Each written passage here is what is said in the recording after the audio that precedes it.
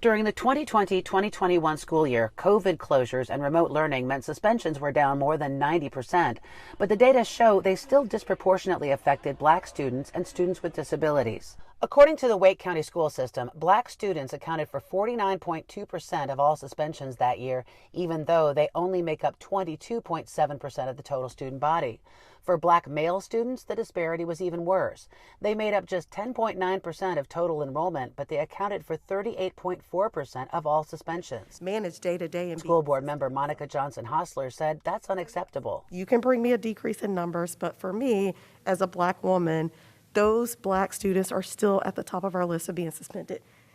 I'm going to have to say it every single time because it continues. So even if it drops by 0.1%, that doesn't make me feel better because the gap is still astounding. Data showed students with disabilities were the most likely group to be suspended, accounting for 20.6% of Wake County school suspensions in 2020-21. Something isn't quite right.